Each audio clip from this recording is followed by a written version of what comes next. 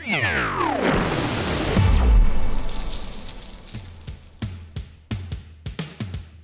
cricket season is here and I'm so glad it is.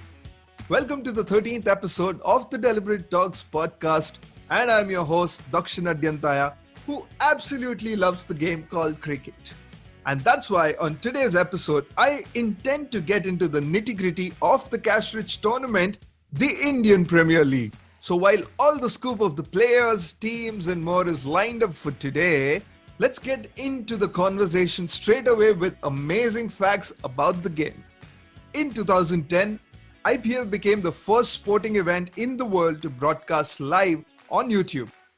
According to the independent report conducted by Brand Finance, a London-based company, after the conclusion of the 2017 edition of the IPL, the tournament saw a business value grow of 37% to an all-time high of $5.3 billion, which of course in 2018 grew up to $6.13 billion.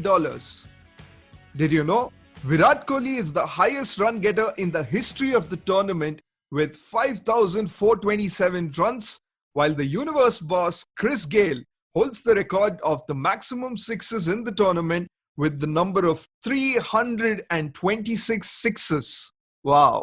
From the valuation point, however, in 2018, the most valued team was Mumbai Indians with $113 million, while Kolkata Knight Riders stood second with $104 million. And while there is no limit to the entertainment that this game provides, let's get straight into a conversation with our guest who's associated in this entire process of building a successful cricket team nationally as well as internationally. This and more right after the intro. This is the Deliberate Talks weekly podcast, powered by the Pixelated Egg Digital Ventures. Tune in every week to learn something new about digital marketing and entrepreneurship.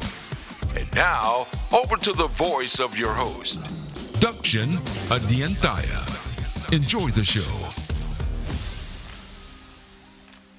So on today's episode, we have a performance analyst who has worked with leading international, national and state cricket boards apart from being associated with global cricketing franchisee leagues like the Indian Premier League, the Bangladesh Premier League, Sri Lanka Premier League, Caribbean Premier League and more.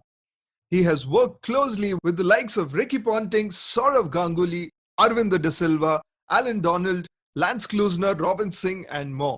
Currently, he's associated with the Delhi Capitals in the ongoing Indian Premier League tournament. Here's introducing Sriram Somayajula. Hello Sriram, welcome to the Deliberate Talks podcast. Thank you for joining it. It's great to have you on the show today. Thank you very much for having me. Great. The IPL has begun and so has Delhi Capitals with its winning streak. That's great to see. How's the tournament shaping up for DC? It's been a good start, having to sort of be in the bubble and create an atmosphere where you have to keep yourself positive. And almost been 4 weeks now, we've been preparing for it, going well. And with a head coach like Ricky Ponting and support staff has been pumped up. And then we obviously have to keep ourselves positive for us to be able to transmit the vibes to the players as well. So I think Ricky has done a wonderful job in keeping the team up. And tell me a little bit more about the bubble. There's a lot of conversations happening around the anxiety and the frustration with the bubble. But of course, it's mandatory considering the restrictions of COVID. Tell me a little bit about the bubble. We've never heard about this. We've never seen this before. What is it like to be in the bubble? Look, it's as exciting as it can get, but a lot of anxieties, a lot of desperation about different things, trying to go out there. It's like you are living in a 5-star jail.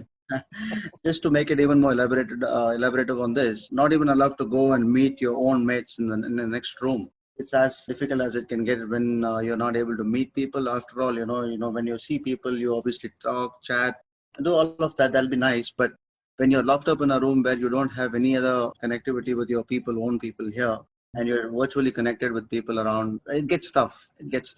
Having said that, I think BCCI has done a wonderful job to, sort of put this tournament together in these tough times. It's not an easy one at all, not just considering the number of cases growing in India or in UAE or whatever, but just the fact that you should have that courage to sort of bring this together. Mhm. I think even all the players, all the teams, and every other team as well, not just us. I think they have lived up to the expectations and they've sort of kept calm. Yes, one or two anxieties here and there, and some issues here and there were there, but I think in all it has been good so far. Nice. And one person, regardless of the bubble, who's just enjoying his game and is also enjoying the bubble time is probably Rabada. I read about his article of the coffee mafia and how he's killing time in the bubble. Must be exciting to hear, right? Absolutely. I mean, he loves his coffee, and we all sit together, make our coffee, brew our coffee, own coffees here. For people, obviously, we are not in quarantine. We are like inside the bubble, so we can move around with the boys now and have some fun talking about some cricket. It's just teams, team bonding sort of thing that we have created here. The culture is very good with us. Right. Rabada, is is a fun guy to be around. I'm sure. But I think that's what IPL does, right? It brings the whole culture and the vibe together from different parts of the world. No matter with which cricket team or player you're at war with on an international level, but when it comes to IPL, it entirely changes, right? Absolutely. I mean, there's different culture. You see, Mhm. these players come from different parts of the world. Even in India, within India, you come from north, you come from south, central, east, west. There's a lot of mixture of culture, and we get to know each other. We get to know the history behind certain things that they have been going through. Like, for example, I might not have known. Some of the players, but how they came up and what was their struggle or their good times.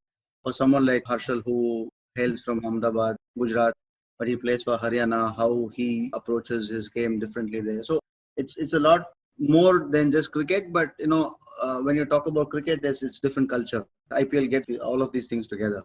Fantastic. Now, just digging into a conversation more towards your profile as a performance analyst. Sriram, I have been associated with a cricket technology company where using our technology, coaches used to analyze data in a grassroots level and help players improve their game. Tell me a little bit about what you do and what is your role, with the Delhi Capitals or with the other international tournaments and leagues that you're associated with. Yeah, to make it even more elaborative on this, I think, see, what interested me the most in this work is to, be able to add value to the coaching staff. Look, I used to play this game as well. I didn't go anywhere. Obviously, there was always that hunger in me to go and achieve something. Right. But if you look at, how career shaped up for me was just, I wouldn't say an accident, but it was sheer determination from my side to, keep fighting against what I can achieve and, what I did not achieve and what I wanted to in my playing days.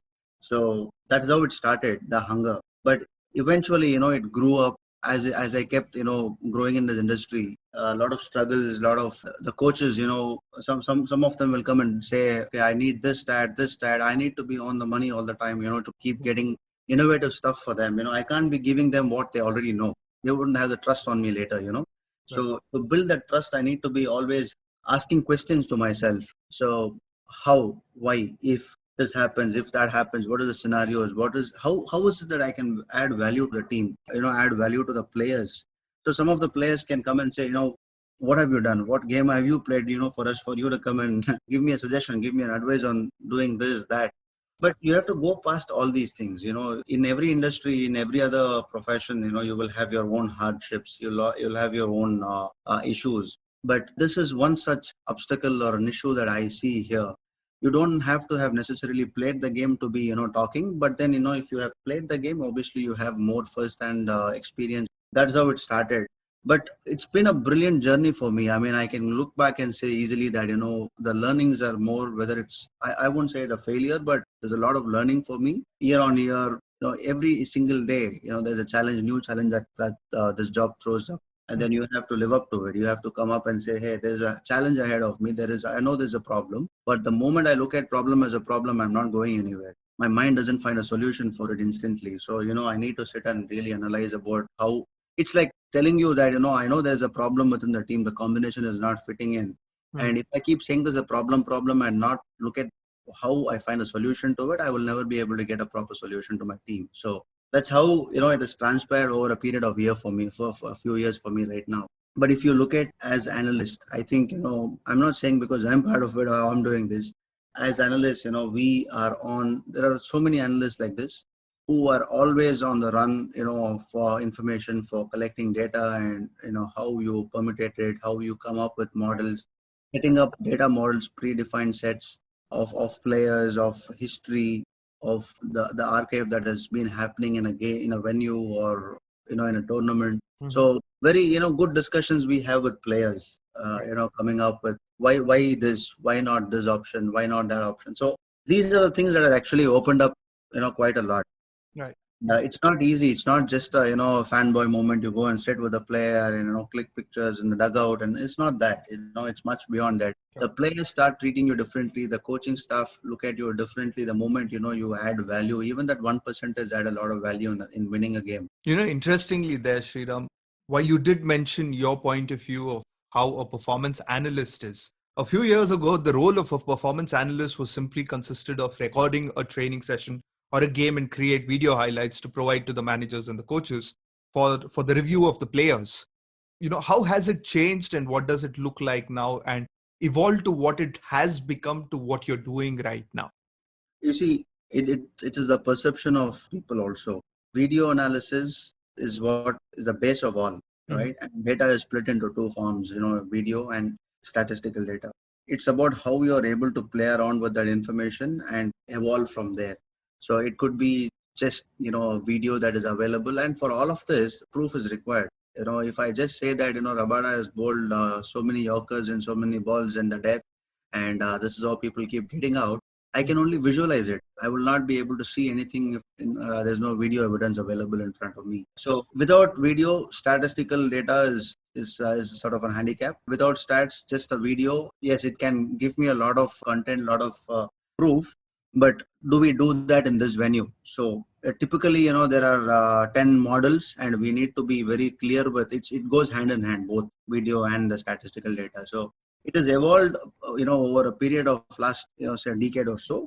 But if you actually see, in the initial stages, this technology itself was not effectively used, say 10 years back, 15 years back in this part of the world. So when I talk about Asia itself, right? Where in Australia or England or New Zealand, all of these cricket teams or their Olympic federations, their sports federations have all been extensively using technology to guide and support their athletes. But it is very lately that came into existence in India, and then for them to be using this and then evolving from there, it has taken a bit of time, and it is growing now. There's also a perception that your work actually lasts only for 3 months of the year. People don't understand the time spent for building up to the next season. So when the season is not happening, what does a day in a life of a performance analyst look like? We are always on the run for information, because all that we are doing is for this tournament. Like if I go to a CPL, if I go to a PSL or a T10 or any other league or Bangladesh Premier League, any league, we are actually doing our own scouting in those leagues, apart from just being contributing to that team success in some way or the other, or being part of a support staff in that team in those leagues. Because all of that will eventually contribute to the IPL. Because you see, Sherfan Rutherford came up from those T20 leagues. He did not come up the ranks through West Indies cricket, like how Gale or any of those West Indian players had come in. So Sherfan Rutherford was found in one of those T10 and T20 leagues, and then we saw him do well, and he was one of the best case examples for us to be looking at that. So a lot of scouting happens throughout the year. And similarly with the Indian domestic T20 competitions as well. India is vast, and there are 5 zones, and there are T20 matches happening for almost 3-4 weeks in a month. And then we go there and sit and watch the games, scout. We are not getting just selecting a player based on watching them in 1 or 2 games. So we continuously follow them, and then over a period of time we actually assess what's been happening with them. See, it's not like one time wonder. You score this year and then next year you go don't perform at all. So there should be a consistency in their performances as well, and we keep following them. So it's only when they are really IPL ready, then we pick them and we discuss them in the auction table, even the pre-auction preparations, and then we see whether it's viable for us in the squad or in the composition, whether he will fit in, all of that. There's a very interesting conversation that I can recollect having this conversation with one of the IPL owners. where he mentioned that his team would scout for a lot of players from the domestic and other parts of the world, bring them to the nets. And because the IPL rules state that you can't directly purchase a player, you have to put him in the auctions. The competing team would always go behind those players and try purchasing them. So, is that also a part of your strategy in terms of an analyst, looking at your competition's players and always keen on buying them as well? You see, it happens with every team. Mm-hmm. I might invite a few players today in my camp, and then subsequently they will go to another camp. They will watch them how they play. But it's all about the combinations that we arrive at the end of it.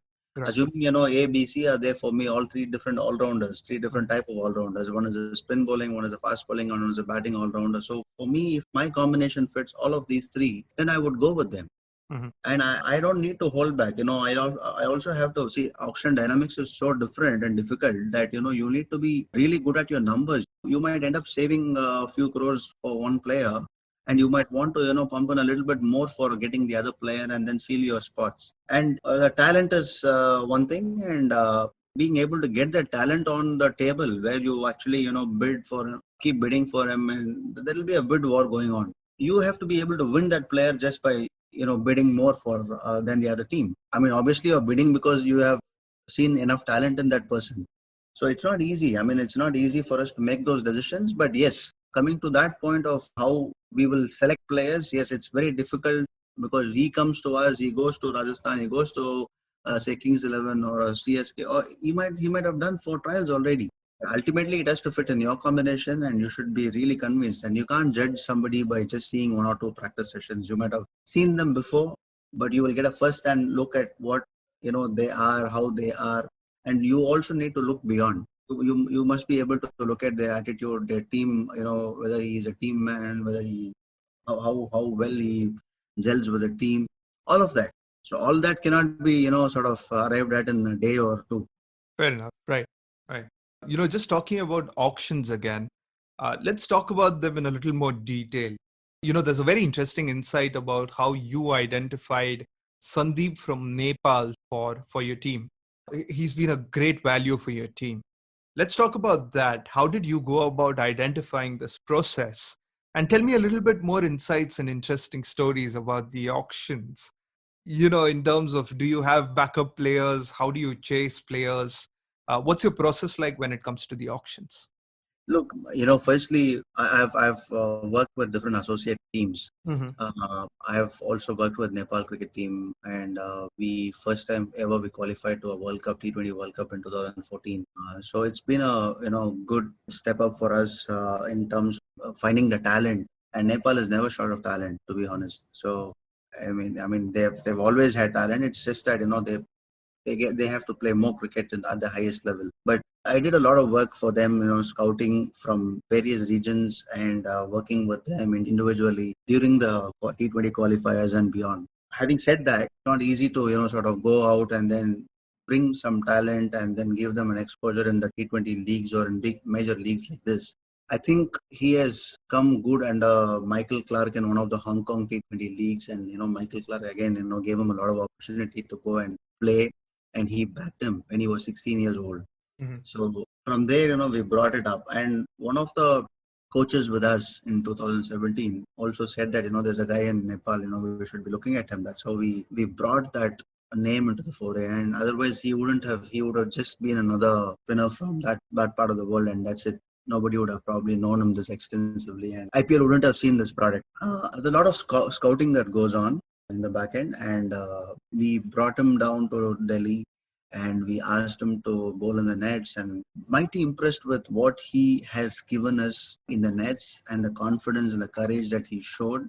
And apart from that, even in the matches, he might get hit for a couple of sixes, but he's a fabulous guy. He's got a big heart, comes back strong. He says, even if a Gale hits me for a couple of sixes or some batsman hits me for a boundary, I'll come back and bowl there. I know how to sort of take him. So that character building is not easy. Somebody can easily give up at that age. I think he's a fabulous talent for the sport and for his country as well. And what IPL has actually done is to nurture this talent. It's not, they did not just leave it. Now you see this year Ali Khan from USA has been taken by KKR. That's another talent, So I think IPL is giving exposure to a lot of these sort of players. And what about the backup players? Just to understand, how many players do you actually make a list of before the auction? Auction part is the most difficult. Even you can even get away from the tournament anxieties and desperation, but auction is something that it's the most difficult part for me in a year. Your preparations have to be like 10 times ahead of your thinking as well, and I also have to think about what the opposition could do, what the other seven teams can do to you. Sometimes the dynamics are so different, like I said before. So you plan something, and after you go into the table, somebody can really hike your price up. They can Right. just boost it up, and you will never know. You cannot do anything about it. So you have to play around with your monies. You have to always have a buff of say 10-20% more. So like this year, we fought for Pat Cummins, and up to 13 crores we went. We could have slightly stretched it up, but we wanted him badly. We wanted him desperately. But again, we can go with what we want. We have. But the amount of work that we do in the back end, I think the management team itself, we sit together. Even the head coach may not have come down to the auction table itself, but he comes for auction preparations. So it's not an easy affair. And at the same time, the amount of information, the statistical information, the video inferences that we collect when we scout, all of that will be discussed. I think easily about 300 combinations we will put together. But again, like I said, it's you will only need 4 or 5 players Right. at the end of it, yeah, in an auction. And do you also rehearse your auctions? We saw a very interesting video of how the RCB team and coach were rehearsing their players on how they would go after them during the auctions. Does that happen in your dressing room as well? That's exactly what I said. We put about 100 different combinations. We do that revision for almost 3 times, and then we simulate. And there are a lot of mock auctions that we try and do it there. In those 3-4 days period. A lot of these discussions are it evolves a lot of thought process in you. So as a team, as individuals, and then you get into further details and insights of each and every player. Mhm. So we go to the extent of even seeing what lens these people could bowl in the deaths. That happens in the pre-auction preparations, not just the monies that we spend on them. Speaking about the pressure of auction, when the player is hired by the team for a stipulated period, unless he's retained and his performance does wonders for the team, he's obviously praised, and you're also praised for bringing in that talent to the team. But what happens when a player fails? Does your job equally get affected by it? And, is there a fiction in the team because of it? Yeah, it's a tough one actually. You see, the first one, whether the team does well or not, support staff are targeted because they say that obviously we put so much of trust on them, so much of faith on them. We take them as coaching staff. Like, I would say, so one of the players we had, obviously we retained him, and, he did not give us the best returns in terms of value proposition and on and off the field. So we obviously had to let go of him, but that does not really hamper our role in the team, right? But then if you look at, we make continuously these sort of mistakes, or we keep putting in our confidence on these players, and then we keep backing them, then the management thinks that we are not doing the right assessment of players as well. So you got to be rational about what you think, what you be doing on the field based on your real-time experiences. Apart from that, you might have that instinct, that X factor that comes in your mind. Yes, this player can potentially give us this. So we put all our confidence into that player, and then we take them. But if it doesn't come through, we cannot just be blamed on it. But if there are a series of incidences like this, then yes, our thinking is not right. Then there is a, rework on the whole support staff, the coaching staff and all that. But that is what the trust factor that you build with your coaches. So that the time that Ricky had taken over, I think, he has packed every single support staff. He said, continuity of having the support team is as important as having the players itself. Because once you start building yourself with part of the franchisee, that's when the real success happens. Now we own this brand, like CSK has done this beautifully. Mumbai Indians has done this beautifully, and every other franchisee now Delhi is doing it. We are one of the favorites in this tournament this year. So how they see us is how we as a support team work together. Yeah. Right. There's also a conversation about mid-tournament transfer this year. Does a performance analyst also come into the picture here as well, or and how do you prepare for a mid-tournament transfer? Because it's not happened before. So what's the planning like for the same? Mid transfers, obviously, all of these talks have been going for the last 2 3 years as well. But not really. Nobody wants to release any players in the mid tournament. Mm-hmm. Having got set with players with our team mentalities and the way we operate and the team bonding and all that, nobody really wants to leave this team and then go to another team in the middle of the tournament. Right. It has seldom happened, and I don't see it happen at all. But yes, if that were to happen, yeah, we will do a lot of math. We'll do a lot of number crunching. We'll see whether whom we can get, in what capacity we will use that player, etc., etc. So, but at this stage, there is no talks absolutely, and I don't think we will do that. But everything is rest upon the coaches. Also considering COVID and injuries, maybe that could be a factor for mid-tournament transfers as well, which no one's factoring at this point of time. Do you think so? Yeah, well, we can say that. But if there are any injuries, we always have the luxury of having replacements as well. So, Right. Sriram, just getting back to your conversation, just for our understanding, what kind of tools do performance analysts use in their daily job to analyze these kind of performances? the various tools, it can be as simple as an Excel. It can be a software which gives you a lot more information in depth on a particular game or tournament or multiple tournaments about a player, about various players. I use three different tools. I use a lot of Tableau dashboards. I use R, Python, backend company, who will be providing me with some software which will enable me to get information about particular player in a graphical format. Those wagon wheels and stuff like that, which will get me more in-depth analysis of a player. Right. Nice. I'm quickly going to move into a round of rapid fire now, Sriram. Just spacing up things. Let's do a rapid fire where you have to be very prompt at your answer. One line, one word, whatever you're comfortable with. So are you ready for this? Yeah, with bit of editings, you can do that. Awesome. Your favorite Delhi Capitals player? Look, you're putting me in a fix actually now. You asked this question whether your job is in the line. You're already putting me in a question. I'll give you at least one from overseas, one from local. Yeah, Done. fair the option. Yeah, Shreyas Iyer, Mm-hmm. skipper, and overseas at this stage is Rabada. Great. How's it working with Ricky Ponting and Saurav Ganguly together? You had the opportunity to work with both of them. How's the experience like? The one word, mind blowing, mind blown. In fact, yeah, it's been a brilliant experience working with them. And look, like I said, there's so much learning that you can get out of them, and they're the two best in the business, and we have seen that for India, for respective countries. I mean, and then for the world cricket itself. We all know what Ricky Ponting can bring on the table for anyone, any team that he's worked with in the past, and what he's done for the cricket of Australia, And Dada has changed the way cricket is perceived in India, and I think he was the first one to bring the flair in the game. I was mind blown. Okay. One player, according to you, everyone should look out for in the IPL 2020. It's very difficult again, man. You can't just pick one player like this. Right. In Delhi Capitals, yes, I would back Rishabh again this year.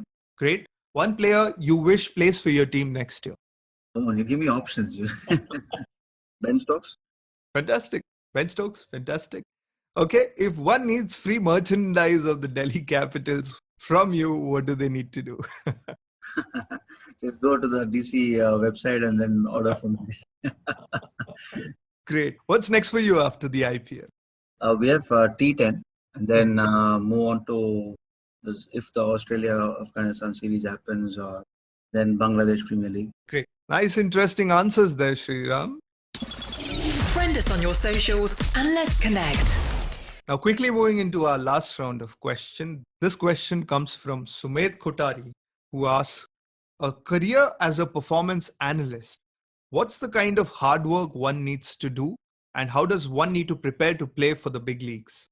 The first thing is have to be passionate about the sport in general, okay, and not just passion. You also have to have the commitment and the determination towards. Most importantly, you might have a lot of people come and say that I want to become a performance analyst, I want to be a performance analyst, or want to know this job, learn this job. But it also comes with its own baggage.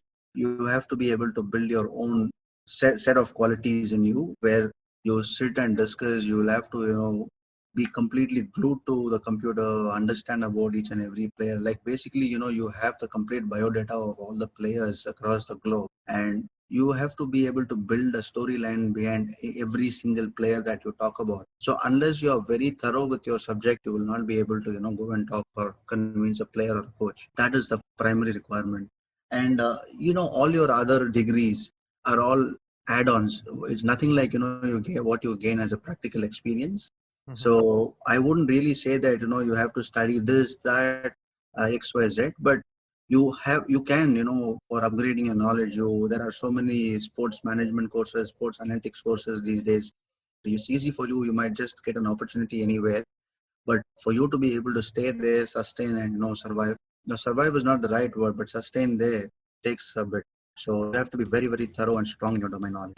Great stuff. That's pretty much what I have for you on this episode of the Deliberate Talks podcast. Thank you so much for actually enlightening us what goes in making a successful IPL team and what the process really is beyond what we watch on the television just as a cricket match. I hope you had fun. It was a pleasure talking to you, Darshan. Great. Wish you and Delhi Capitals all the very best for this season. Thank you so much for being a part of the Deliberate Talks podcast. Thanks, Darshan. And that's it for today's episode. Hope you learned something new about the Indian Premier League. And if you have any feedback related to the episode, feel free to write to the Deliberate Talks at gmail.com. And don't forget to follow the Deliberate Talks and the Pixelated Egg Digital Ventures on the social media platforms. Join us next week for yet another conversation. But until then, inspire and be inspired.